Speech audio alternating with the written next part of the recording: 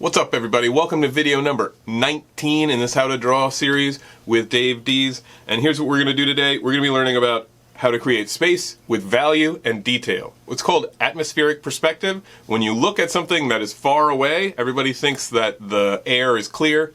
It's not. There's little itty-bitty particulate and different things about your eyes and the air that make things that are far away, you can see less details in them. And you can see less concentrated darkness in them. So we're going to learn about those things. That might sound really confusing, but I promise by the end it will make sense.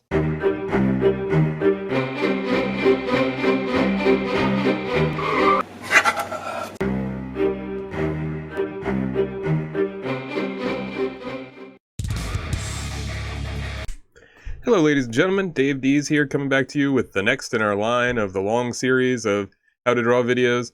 If at this point you don't know what's going on, you need to go back to the beginning of the series and watch all the way through. But my guarantee, after 15 years of teaching art at the middle school level and at certain other programs that teach other ages, I guarantee you that if you go through the entire program, you will be better at drawing at the end than you were at the beginning. It's that simple. Today, we're learning the third technique that I'm teaching you in a row about how to create space. And I don't mean outer space. I mean how to make that flat piece of paper look like got some depth to it. Some things are close, some things are far away. We learned about overlapping already, like I'm doing with my hands right now. And that showed you that you can easily tell because this one's blocking this one is in front. We learned about size and position, where you learned that if something is low and big, or if something is higher and smaller on the page, then it's going to be further away. And today we're going to learn about value and detail. So with value and detail, what I mean is when something is close to you, it's going to have darker values, because we talked already about how atmospheric perspective, the air gets in the way. You think the air is clear, but the further it gets, it kind of blurs things out. Plus your vision isn't as good as you think that it is. So the further things get away, the less details that they have, and sort of the lighter they are. If you look at a mountain range, it starts off with like that deep blue up in the front, and then by the back, it's almost it's getting grayer and grayer and lighter. So I'm just going to put a couple of the same object in a row. I'm going to use our other space creating techniques, some of them, in order to make sure that it looks right. I'm going to start with them big and low, and I'm going to get smaller and higher. And then as they get further away, we will show how they have different amounts of detail in them. So I'm going to start with a circle about that big. Back here, I have a circle about that big. And back here, I have a circle about that big. Now, is this the most complicated drawing that you've ever seen? Probably not. That's okay. Now, what am I going to do? I am actually, nah. I was going to switch to my other pencil, but no need. I can just do this like this. I'm just going to use that same method that we learned the other day. If you haven't seen the video on how to shade the sphere, I've made a few of them, but there's one that's part of this series also. You should check that out. And I'm going to shade it nice and dark because it's the front one. And remember, I'm going to use that sort of moon shape, that crescent moon shape. Each one sort of curves. Each time that I get lighter, sort of curves around till I just have a little bit of a white spot left. Come back in, add that band of darkness that we learned about. Get it even a little bit darker. But don't touch the whole back edge. That's where, right back here is where there's a little bit of reflected light. Very lightly shade this in so that I leave my reflected light. All right, next, what am I going to do? Next, I'm going to come back here. You know what? I actually think, as much as I know everyone loves it when I make a mistake, I actually think I drew this one a little too dark because I want it to be able to be lighter than the other one. Get an eraser that is not horrible. My goodness gracious, I'm falling apart over here.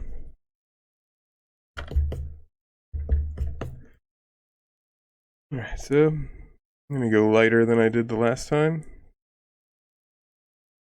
And I'm also, because they're supposed to have less details in them, I'm going to have less different values. I'm just going to kind of have a medium and then a light.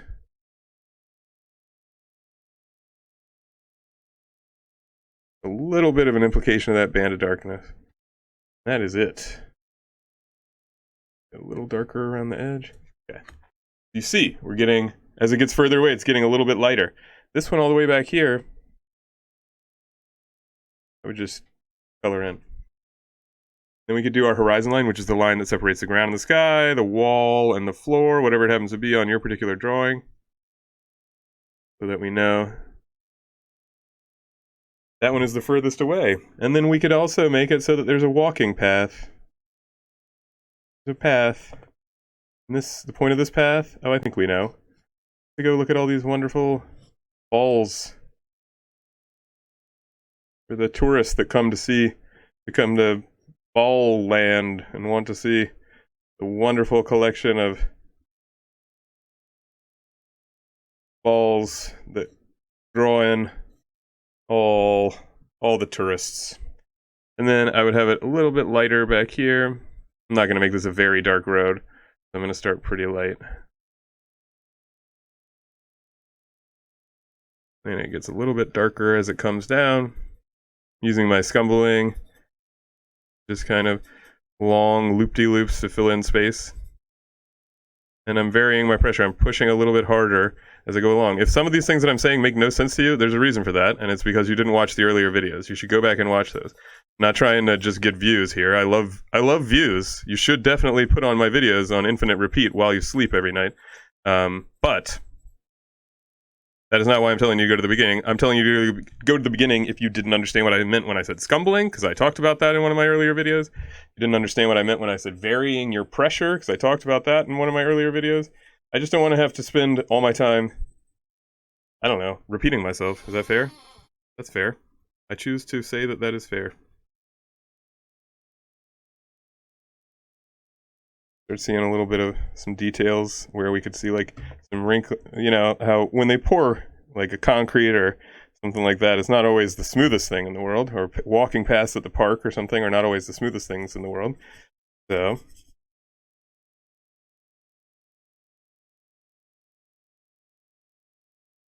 I'm going to add that as my new level of details that I have.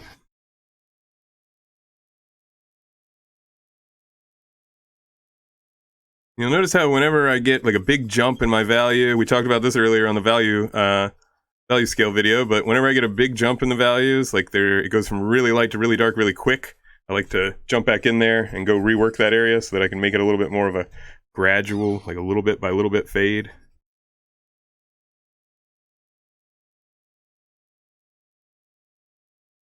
Then after a while, even right now, I wish that I was finished. You're going to get tempted to rush when you're coloring things like this. Stick with it and get it all the way done. Your major mistakes are always the first things that people see, so don't make a big area a major mistake by scribbling. We were just talking about a painting in my class the other day where somebody clearly did a wonderful job on this painting, and then they had one person left to go. They had to add one more person to their little crowd. And they just threw it in there. You could see from a mile away that they threw it in there. And every single student said that that was the first part of that artwork that caught their eye, was that person that was thrown in there like they didn't care. A little bit more shading down here. I'm going to do a little smudge to get some of these streaks out of here. I'm making sure to stay inside my lines. I'm not even trying to get close to my lines. But I'm just trying to smooth out streakage that I have. And I'm not going to be able to do it all the way back here because my finger's too fat. But, okay. Details, less details, no details. Details, less details, no details. As it gets further away, they have less details. Dark value, getting lighter, lighter, lighter. Darkest value, lighter and lighter. As they get further away, they get lighter in value. I don't really have anything else to say.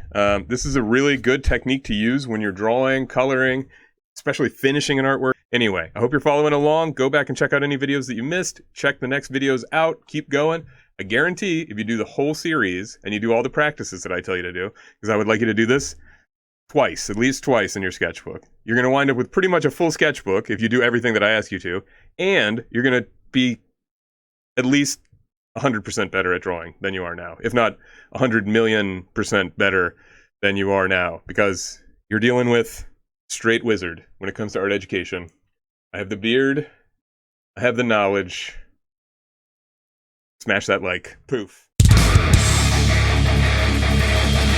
Alright, ladies and gentlemen, your homework is basically to do this again another 2 times. I want you to really practice this and think about, what do I need to do if something's far away? Do I add more detail to it? No. What do I need to do if something's far away? Do I add more darker shading to it? No. All right, so keep those things in mind and get 2 more done. It'll help you, I promise. Let's get it. All right, ladies and gentlemen, this is the last thing that I wanted to say. This is going to be at the end of every video, I do believe. When you are done with your homework, take it on over to the Discord and turn it into the art submissions. We want to see what you're working on. I will pop in from time to time, usually around 4 o'clock in the morning. Don't get weirded out by that. And I will give you feedback on the work that you have done. So make sure that you check the link below so that you can get to our Discord and you can join these submissions and start putting your art out there for people to see, give you feedback, help you get better at. I got a bunch of artists that have already gone through my class that hang out in there, and if you think you're going to do something funky, you're not, because my mods are going to get you. You understand what I'm saying? I might be a boomer, but my mods are powerful zoomers. I'm not challenging you, though. Please don't mess with please, just be nice. Just do the artwork.